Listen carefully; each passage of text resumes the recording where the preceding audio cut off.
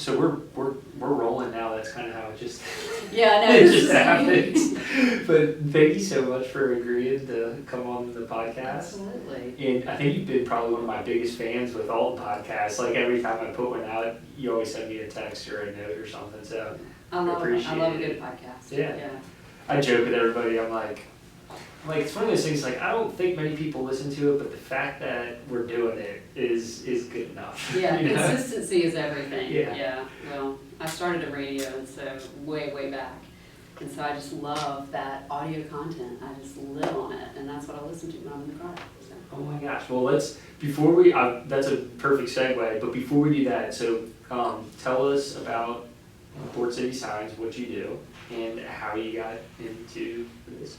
Yeah, that's kind of a long story, so you'll have to help. Perfect. Me. No, we got 45, 50 minutes to talk about it. So I've owned Port City Signs for about 18 years. So Okay. The company was started in 1948.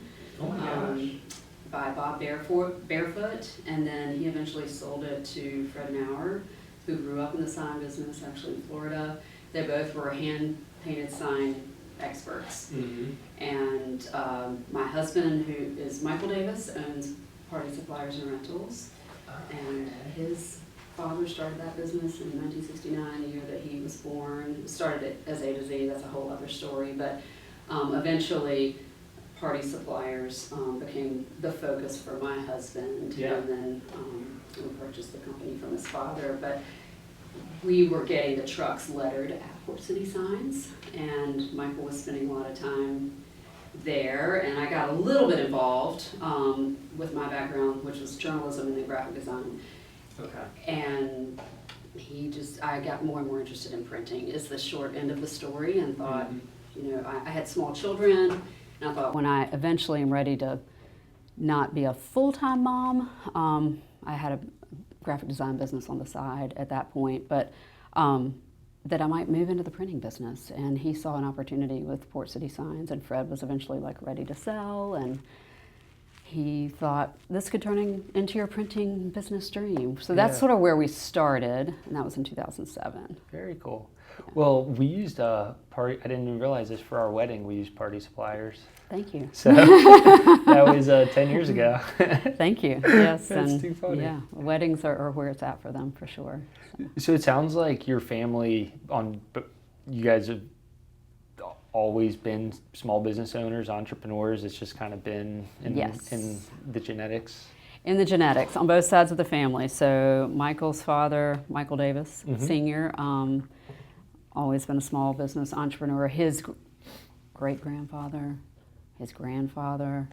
And is his family from Wilmington? From Wilmington. Very cool. Yeah, so a lot of people remember his grandfather, Chink Davis, and talk about him. And cool. Mary Black, his grandmother, well known in this community at the time. Oh my gosh, yeah. So, and my father also was an entrepreneur. So, and what business was he in?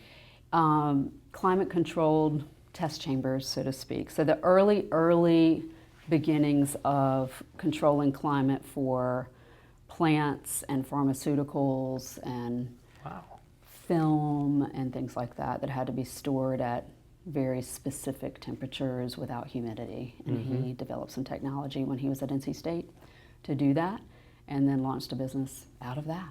That's and amazing. So I grew up kind of watching, and he, interestingly, started his business the year I was born. So Michael's dad started his business the year he was born, and same for my dad. So, so it was natural. I started in journalism, and I thought I'll just have a career in broadcast journalism. Went to UNC Chapel Hill, and definitely did that for a while. Started in radio, went into television news, had a lot of fun with it, lots of interesting people. But then as we got ready to start a family, I didn't want to be on the road all the time, and looked for something a little more stable, and had done some graduate work in graphic design, and kind of saw that was more my interest, was growing to be more of my interest. But all the communication comes into play with everything that we do at Port City Signs too. Yeah, definitely. Ultimately, it's communication.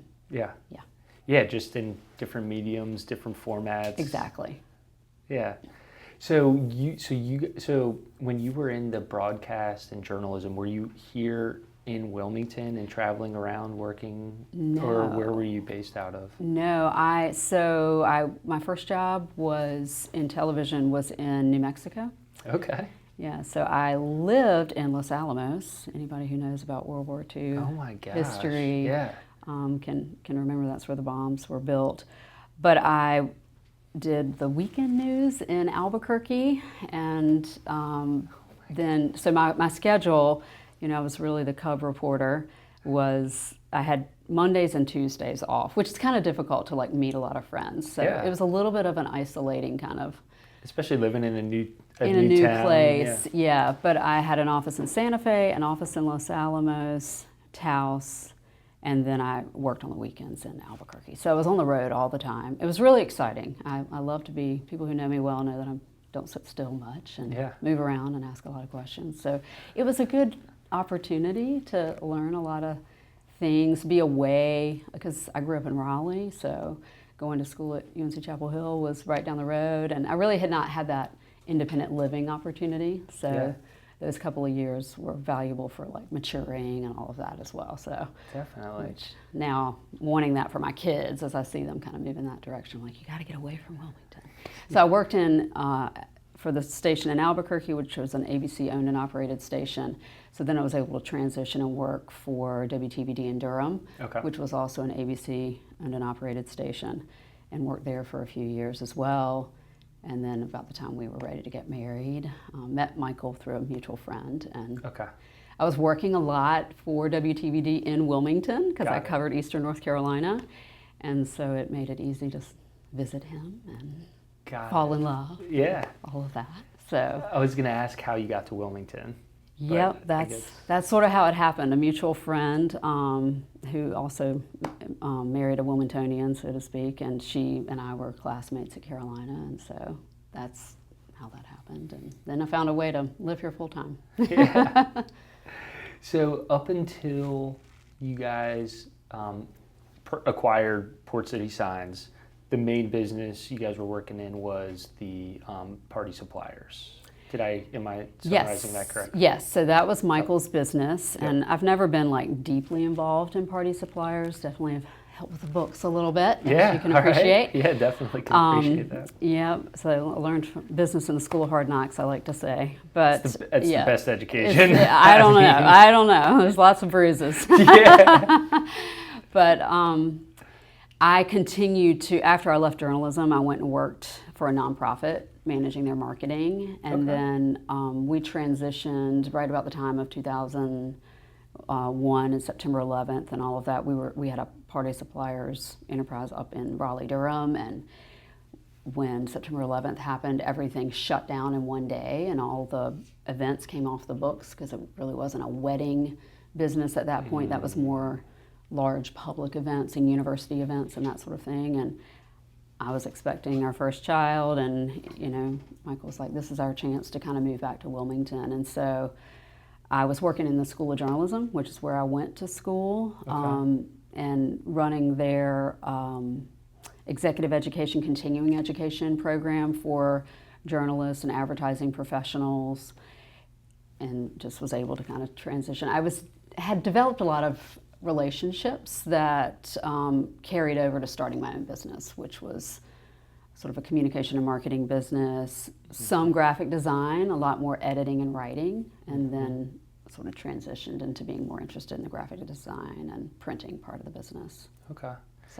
So like now where you're at, where do you spend do you spend a lot of time on creative and design, or are you more focused on running a business and business development and stuff like that? Definitely that now, especially we've had a lot of growth since we moved off. When we bought the business, it was on Castle Street, so a lot of people remember the old Port City Signs, and people say, oh, I know Fred, remembered Fred, and he was such a great guy, and had an awesome following, which is really what we were purchasing, was that, book of business, the following, the reputation, the brand, all of that. And it was a tiny little business, a tiny little space. In fact, when I first visited with Michael, he's like, what do you think of that? Would you like to own that business? I was like, no.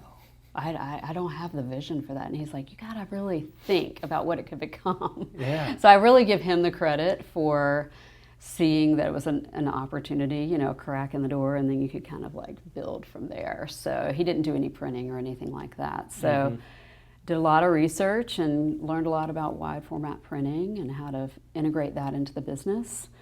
And there in the early days, there were like 3 of us, and I was designing and doing the quotes and learning how to run a business and a little bit of how to manage employees, and that's been the hardest part. You know, I don't think I'm really great at it now. I try really hard and got a lot of heart, but things don't always come out the way I want them to be received. You know, I'm pretty direct, and people who know me well know that.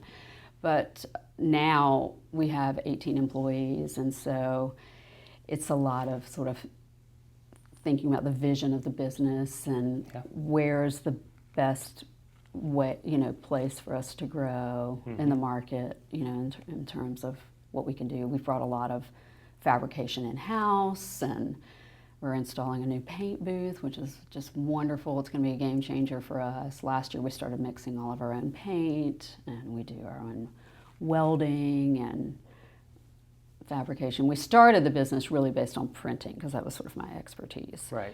And then I'm a slow grower. Like I think a lot about if we're really ready to grow. I don't want to take on more than we're ready for. So it's been a slow growth over these 18 years. Yeah. But now we're doing a lot of things that, you know, in the beginning I wouldn't have guessed that we would have been doing. But we are. Yeah, I mean, 18 years, I mean, there's something to be said about being able to grow at a sustainable pace and not trying to grow too quick or do too much, because you know, it's easy to get stuck into the more. Oh, I see an opportunity, you know, let's go get it. Yeah. And then.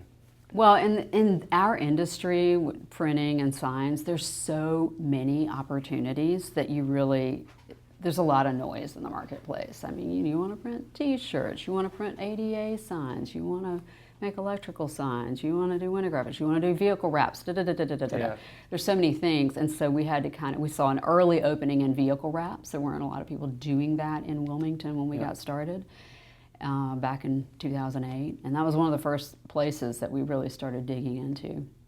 So I would say we're experts in that area. Yeah. We're wrapping all day, every day. We've got a wonderful wrap team. We've got a nice climate-controlled facility to wrap in now, which I guess I digress before, but we moved off of Oleander Drive. So we initially started on Oleander Drive in 2008 after we moved the business from Castle Street, and then in 2021 we moved out to Murrayville Station, where we are now, and have about 14,000 square feet, which is what we really needed. That is, I was going to ask what your footprint is now. Yeah. So the building we're in, so this is 13,000 square feet. So, I mean, you've got a whole nother, I'd love to come check it out. Well, you need to do that. I'll give you the 10-cent tour. How big was the footprint when the original business was on Castle Street? Ooh, that's a good question. If I had to guess, I would say it was probably like 1,500. That's amazing. Yes, it was small. Yeah. Very small. And just for perspective, people who remember us on Oleander Drive and come see us out on Capitol Drive now, and we're next to Southeastern Tile. A lot of people know where Southeastern Tile is, and they're our next door neighbors, good neighbors. Just a wonderful business community there. But our front showroom, where all of our designers are and estimators, is the size of our whole building on Oleander Drive, our main building. We had a back shop too, a lot of people remember that. But that main building is the size of our front showroom. And we had printers in there, laminators, we were packed in. Oh my God. Yeah, it took a while to find the space that was perfect for us to move. So when you guys bring in new operations, like a paint booth, for example, how do you start that process? I mean, it seems like a big investment, and you just say, yeah, we're gonna go build out a huge paint booth. How do you walk through that? I'm My personality is to be the fact finder, right? You have like the Mm-hmm. quick starts and the fact finders. I'm definitely the fact finder, almost to a fault. Yep. So I go like very methodically through things. So last year or 2 years ago, I recognized that we really needed to have a different space for our painting, and we needed to move into being able to control the paint product a little bit better. So we worked with Matthews Paint, which is PPG Yeah. offshoot. Okay. So we have a Matthews mixing station, and that's the paint that we use, which is really ideal in the sign industry, long lasting, all of that. So as we prepared for that, I wasn't quite ready to bite off like building a new paint booth, the full thing like Yeah. you could drive a car into, which is what we're getting now. So we do vinyl welding in our shop, and Okay. so we built basically like a giant tent, if you will, like to contain everything, and we bought an air filtration system that's a mobile, it's called like a mobile paint booth, Okay. and we installed that last year, a year and a half ago, just so I could dip my toe into it and know like, do we really have the demand for this to invest in a whole big paint booth? Right. You know, like it's going to be like 26 feet long, 10 feet wide. You know, it's a big paint And booth. is it like climate controlled, or does it have to be under like certain heat and temperatures? Or? Yes, so it'll be in our warehouse, and we have fire suppression, and it'll be vented out the roof and all of Yeah. that. So there was a lot of planning that had to go into that, Yeah. and so that's taken probably 5 months of work to pull that off and get the permits and everything. So meanwhile, we've continued. You know, I wanted to be able to paint and do what we needed to do. Yeah. And so we still have that running. We're going to turn that into our sanding area, so to contain all the dust that we generate all day long too. So we'll have the paint on one side of the warehouse and sanding on the other, and they'll both be fully contained with their own air filtration systems. So it'll be a lot safer. And I always think about my amazing employees and keeping them safe, and Yeah, definitely. and it'll help with productivity too. Faster drying times, less dust, Yep. all of that. So. Yep. No, it's really, I mean, you think about, you know, a sign company, and it's like, okay, you know, how many things can we change or like add? And it sounds like there's been a whole bunch of stuff that you guys have been able to do to take it from where it was to where it is now. Yeah, well, I learned about things in the sign industry by purchasing things from other people initially, and we're involved in our trade organizations too, and so that's a great outlet for learning. But as we grew and saw more demand, I'm all about efficiency. Like my employees would probably tell you, like, she says efficiency all the time. It's like drives them crazy. Yeah. Like, is this the most efficient way that we could be doing this? I'm like, oh, Yeah. do we really have to talk about that now? Because I'm always trying to like problem solve for the future. So I'm thinking about like, as we're making this thing, maybe we don't make it this way today, but Right. next time we're going to do it this way, so it's more efficient. But at any rate, to sort of talk about like bringing things in, as I saw that we could, number one, hire the right people Right. to do that, because that's a big part of it too, is having the right staff. So a lot of the decisions that we've made, I've waited until I had the right team in place or team members, and then we'll bring it in. So, you know, now that we're painting, I sent the guys to paint school last year in Atlanta, and Yeah. they got all trained, and but welding, and so we're getting ready to hire someone who is a little bit more, has more expertise in welding. Just, we've been welding, but I'm not saying we're like the best at it, but the Right. guys are good, but you know, they're experts in other areas. And then bringing in, you know, fabrication of electrical signage and all of that. We've just sort of like bitten off a little bit more as we feel ready, because I Right. don't want to do something that I don't feel like we're going to do the best job at, you know. Definitely. There's no willy-nilly about Yeah. it. Yeah, if you were to kind of like chart your business on like the quality and pricing on how you guys, like quality versus low price, let's say, how would you put yourself on the chart? Like high quality, high price, lower quality, lower.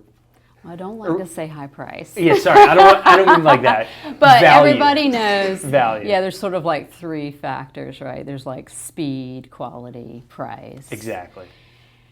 And yeah, we're definitely focused on quality first. I've always Absolutely. kind of believed that if you've got something out there, and everybody believes different things about running a business. And, you know, it's all experimentation in the end. But Yep. the way we've sort of done it is I don't want to have a lower quality product out there because, like, let's say I give you 3 options and you're like, you know what, I don't have the budget for this, but I'll buy this lower quality thing. And then someone comes in and they're like, Who did that? who did that? Yeah. You're like, oh, Port City Signs. Oh, definitely not going there. Right, You know, exactly. because that looks Yeah. not great. So same reason, like if we mess things up, you know, it happens, mistakes happen, you know, and I used to have employees that say, these stickers, they got cut wrong. So, because we do all kinds of stickers. Can we just give them these? I'm always like, no, Yeah. I don't want to give them the messed up ones because ultimately someone's going to say, who made those? And oh, that's the quality they put out? So That's so true. I've been a stickler about that kind of thing. I don't know if I made the right decision along the way, but that's definitely. So quality is definitely first. And then we definitely try to provide a high value product for a reasonable price. Right. And we're always working on that, and that's part of the efficiency The efficiency. thing. Exactly. You know, so, Exactly. but we've, you know, it's tough, like running a business and having employees that you're trying to provide for, and they have their goals. We talk openly about personal goals, you know, outside of the business and what they want to achieve. And it took a lot of years to bring in health care and certain additional benefits it was really important to me. Yeah. And now we've done that. So, you know, the overhead grows, but, you know, I want it to be a place for careers, not just jobs. Yeah. And so I feel like that's what we are now. I'm really proud of that. And today we're recording it on National Skill Trades Day, Oh, cool. which I didn't really know was a thing. I didn't but really know that was a one thing of my either. marketing helpers brought that to my attention, so we did a post today because we're heavy in the trades. Absolutely. Like over half my staff skilled trades. Yeah. So I joke, we've got a little boy, and I joke with him. I'm like, you know, you could be whatever you want to be when you grow up, but, you know, if you want to be a welder or a plumber or an HVAC technician, or like, go do it, you know? I mean, because you can, you know, it's an incredible skill set to have, and you don't have to spend a whole crazy amount of money on a 4 or 5 year degree, and you walk right out of school with making good money. yeah. And you got a good skill. A great skill and a well-paying job, and potentially open their own business if that's what they Exactly. want to do. Exactly. You know, so yeah, the trades are close to my heart, Yeah. and I really hope that we continue in our community. I think we're working in that direction now, but to provide better like pathways, you know, to get to those trades and see how valuable they are and like what a lifestyle can be like. That it's not like looked down upon if you're not going to a I 4-year know. college. Yeah, exactly. There's like, there's definitely that. I don't want to, stigma's not the right word, but, you know, there's some type of prejudice. It's like, oh, you don't have a college degree? It's like, what's wrong with that? Right. I know a crazy amount of successful people that have a 2-year, you know, a technical degree, or might not even have one, you know? Right. It's just And different. they get started and they work their way up in a business and are doing quite well. Yeah. So, and that's the way we're I think people are starting to recognize that American made, and, you know, we lost a lot of our trades over the years to other countries, and like, let's bring that work back here. And so there's sacrifices you have to make that happen. But it's interesting, and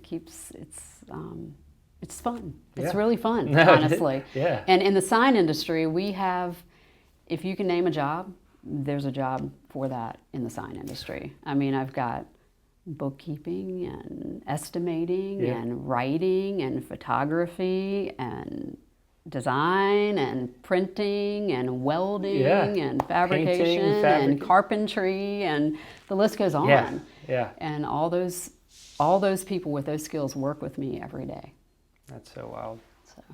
So how'd you develop your leadership skills? Do I have leadership skills? I don't know. I mean, is it something that you've just read books and just kind of developed over time? You've been involved with peer groups, business coaches, like? Yes, all of that. Okay. So lots of reading books, like my good friend Stephanie Lanier and I, like years ago, started like reading self-help business books. You know, she kind of inspired me. And we had like this little business book club, and Very cool. so that's been a big part of it.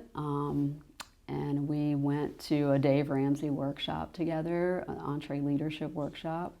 And another friend in the sign industry had told me about that years before, and they're like, if you ever have time to do this, you should spend that time. And that was valuable, overwhelming, because I was like, I have to make some changes to my team, and this is really going to be hard. It's the hardest. It's the hardest part. So, but then, yeah, the books are huge, like, you know, getting the right, good to great, getting the right people on the bus, and then getting the right people in the right seats. And Beth Quinn introduced me to that. A lot of people remember Beth Quinn in our community, just an amazing lady.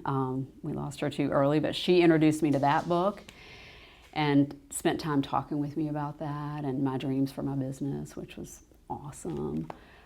But then, workshops, and I have had some coaches along the way, and they've been valuable. And now I work with a fractional CFO.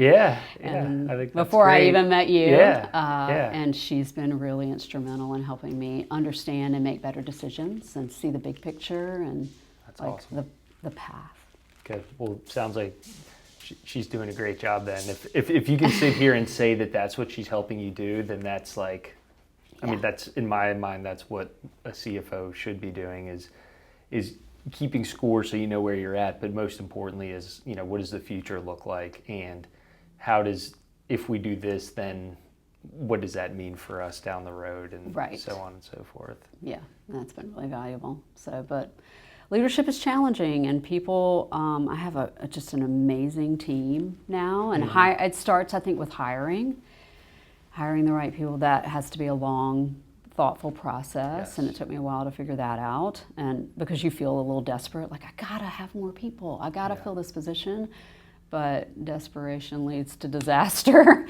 So for that's you, a good one. That's for you so and true. them. So we've tried to like not act on desperation, but so that's part of it. And then as you get those right people, they help you. Like, I lean on them. I let them help interview and help make the final decisions and make sure they're people that we want to work with, and just build that culture. Once you have that, what, you know, works, and everyone's happy because you spend more time with these people than you do with your own family. I know, it's crazy. And then you can kind of build on that. But it's slow, you know, and we need more people right now. But we're trying to be patient and make sure we choose the right, and find the best, right people. Right next.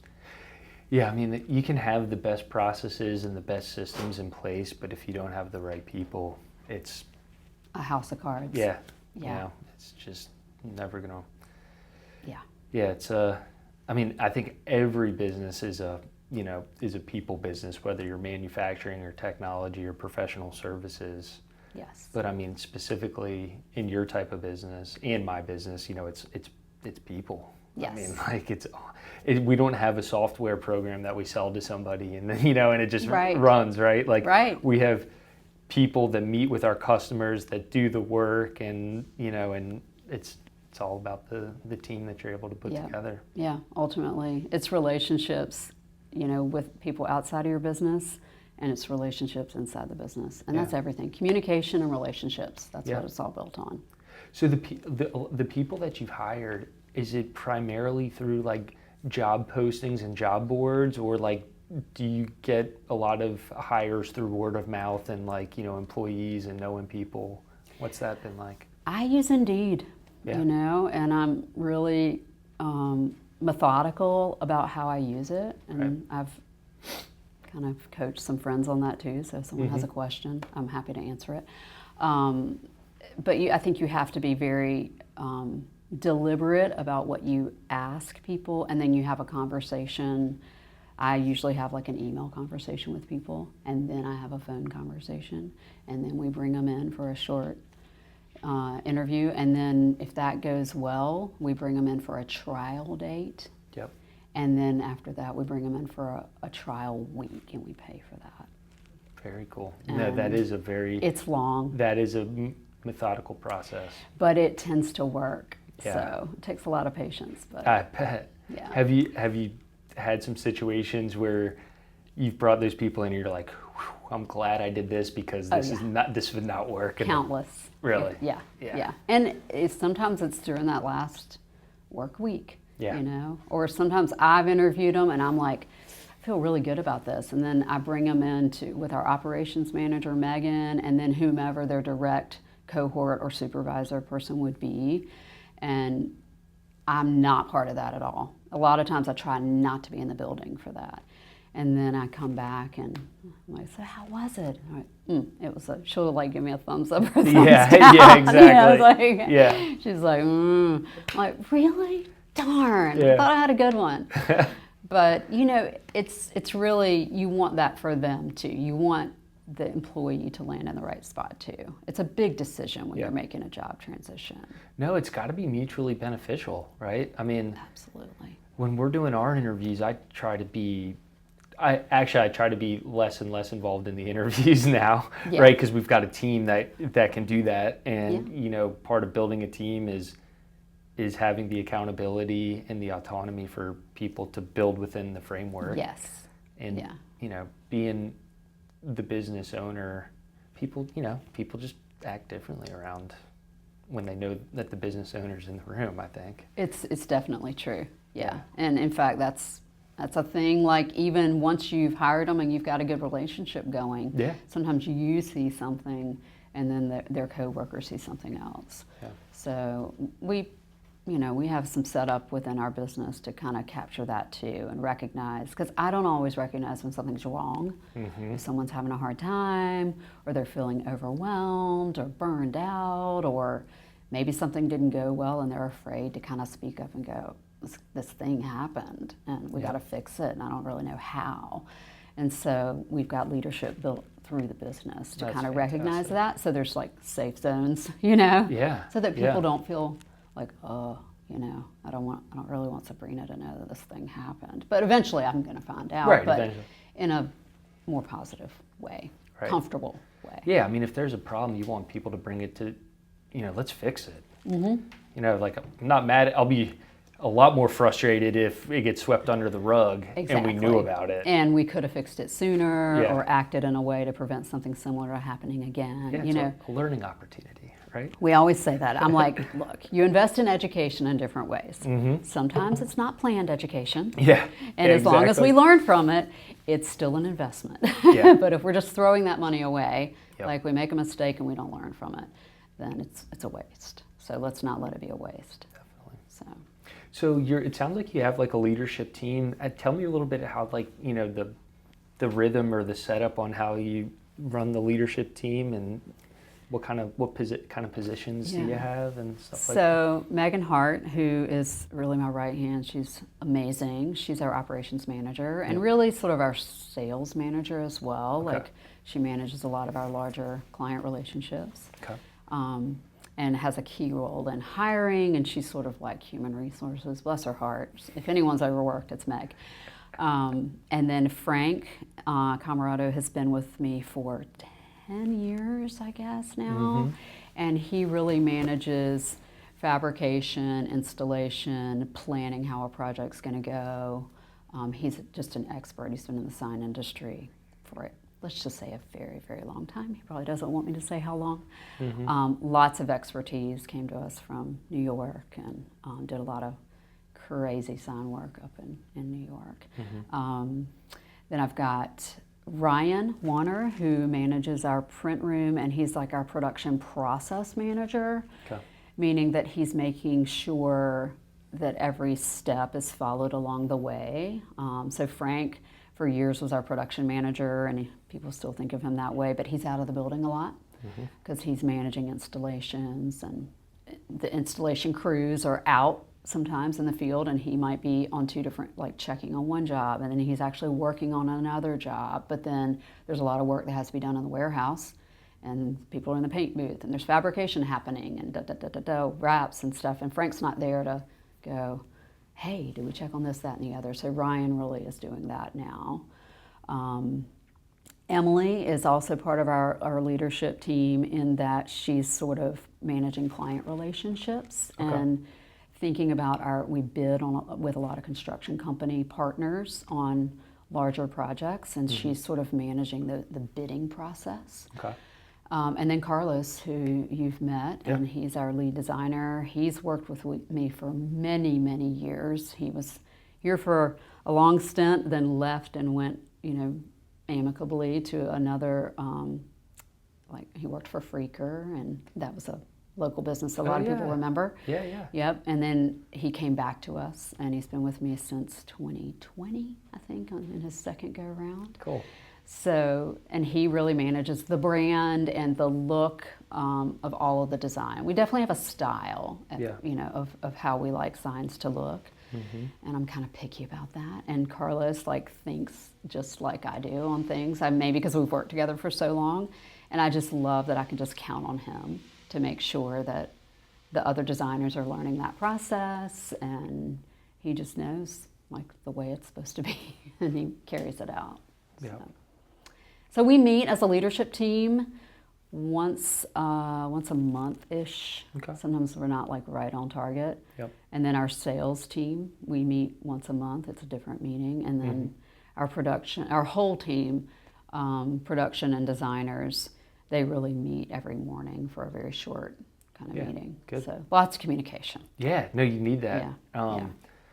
One of the jobs I had before I came back to Wilmington was working in an actual manufacturing facility when we were living in Europe. Okay. And we were, it was called Gemba, which is the lean management terminology, but it's every morning.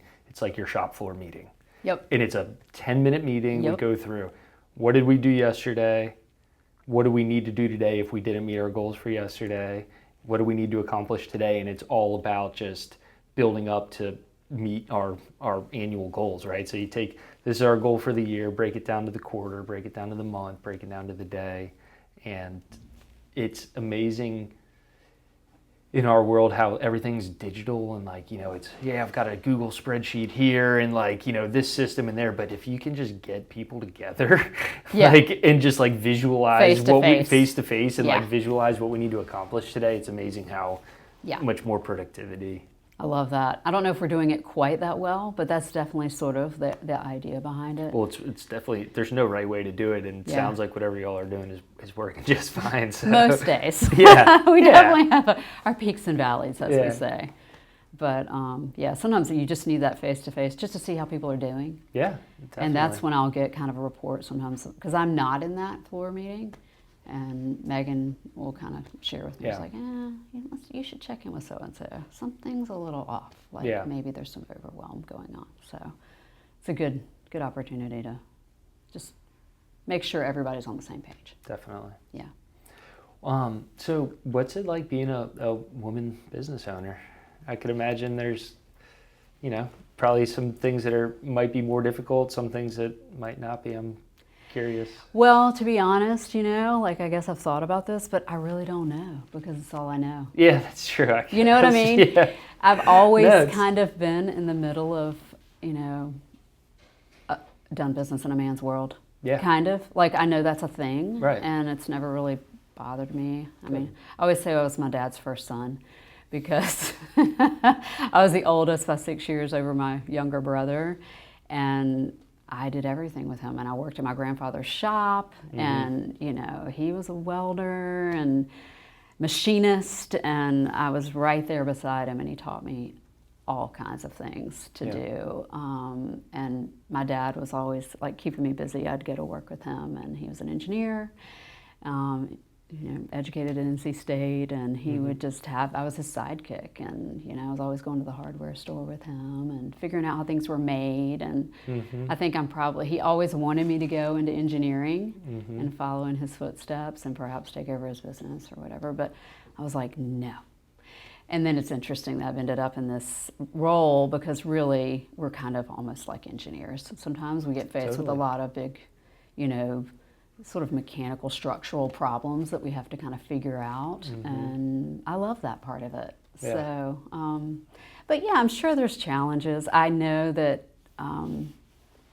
just doing business, Wilmington is an old community, I feel like there's still some of that network, but I've tried to be respectful of that and just be who I am. And I'm a pretty straight shooter, and Yeah. I kind of just walk into situations. Doesn't mean I'm always comfortable, but Right. I try to like fake it till I make it. Yeah. Yeah. That's like that was such a good answer. It's like, I don't know. It's the only thing I've ever known. Yeah. Yeah. So it's fun. I enjoy it. Yeah. Yeah. What do you think? What are some of the, hardest parts of your job, would you say? The people, like inside my business. Yeah. Like I have found that the farther along we've gotten in this journey, like I really care about them. I've got really solid, skilled, smart team members, and I care a lot about them. And so when there's breakdowns in the communication, it totally stresses me out. Yeah. And that's probably the hardest part for me. And I think we do a good job at it. Like we're really trying hard and we're doing well. But the days that something's off, I carry it. So that's definitely the hardest part, I think. The other things that have been challenging, like we're a certified woman-owned business, at the federal level, and, we work on government contracts, and, things break down in the field. That stuff is challenging, but it doesn't like stress me out. Right. Because I'm a problem solver kind of by nature. Right. So that stuff excites me. And I'm like, we can figure this out, or, I can call this person and kind of build a relationship and we'll figure that out. And it's almost Right. like a game. But the inside stuff, it's like if you have a spat with your spouse, like it weighs heavy on your heart. Definitely. So I think that's how it is inside the business with the people. I really care. If something's going wrong, I'm really checking in, and yeah. Yeah, no, I can definitely appreciate that, and have a similar feeling. It's because you want the best for your people, and you want to you want everybody to. And I think that like one of my weaknesses I would say not one of my weaknesses, but my area of improvement is I'm what you would call like a rescuer. Is I always want like everybody to be happy, like feel good. And sometimes I just I overstep because it's like, I'll help you out with this, when in reality, it's a great learning opportunity, and a real leader would ask questions and, and use that as a learning opportunity. And maybe it's an opportunity to hold, put some accountability where it should be. Yeah, I can relate to that 100%. Yeah. I'm definitely a rescuer and a problem solver. Yeah. And a lot of times, too much so. I'm like, I can solve this for you. Yeah. And I've really tried to work on it, especially in the last several years. Let me teach you how to solve this yourself. Do you want me to teach you? Do you want to figure this out on your own? Yeah. Do you have questions about what you need to figure out? Yeah. That kind of thing. But it's challenging. It is. Everybody's personality is different, and you think you sort of reflect, and you think they are thinking like I'm thinking. Yeah. But that's rarely the case. No. And a lot of people don't want to be rescued. Exactly. Yeah. No, I mean, I flip that back. If I was the person where someone was coming in to rescue me, I'd be like, dude, stop. I got this. So true. Let me do this. Let me Yeah. prove that I can handle this. Let me use this to learn. Right. And so, that's, I think, probably something. Yeah.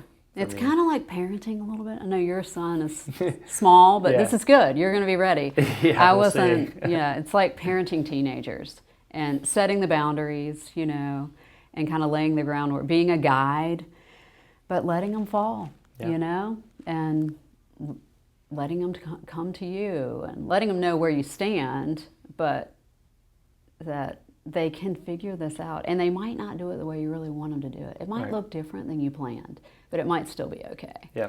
And so I think being an employer or a leader is very similar to that, At the end of the day, if the customer's happy and the job was done, I mean, Right. Right. What else are we here to do? I know. I right? often say, and I in fact said this in a conversation today, I'm a professional overthinker. Yep. I mean, my husband would tell you, and Megan, who's my right hand at work, would tell you, she can overthink something like no one else. And sometimes she'll just go, stop. Let's let this thing play out, and let's see how it ends. And then you can kind of weigh in. And it's hard to, because you want to prevent, you're like, I see where this is going. Yeah, exactly. But you got to let it play out a little bit.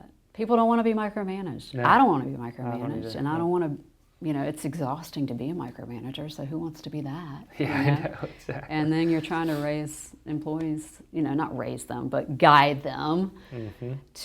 to continue to take on more so that we can, like, as entrepreneurs and business owners, live a more comfortable life for ourselves and be able to step away and truly turn it off. And It's if you're going to be not- able to do not that, you have to have people be responsible and accountable. Yeah. Yeah. Well, we are getting towards the end here. This has been fun. Yeah. Thank Yeah. you so much for taking the time to do that. I am honored that you invited me. Yeah, and thank Yeah. you for helping us with our project here at 717. That's been exciting. Yeah. Congratulations. Thank It looks you. fantastic here. We're looking forward to making some continued improvements. but Yeah, exactly. You should feel proud. This is Thank you. amazing. Yeah. Yeah.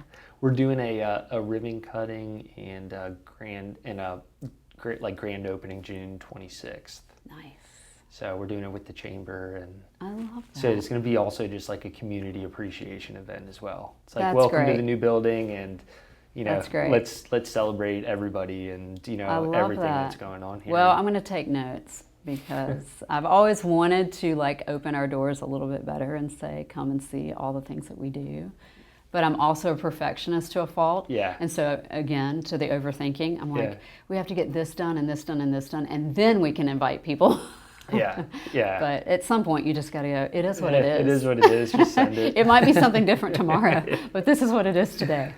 So, Well, thank you. Our first podcast in the new building thank you. is successful. I love and that you have a complete. studio. Yeah. And it's like the sound, I mean, from my perspective, seems like it's like right on TK's point. over here is loving it. He's like, Yeah. yeah, this is This working. is great. So, thank Yep. you so much.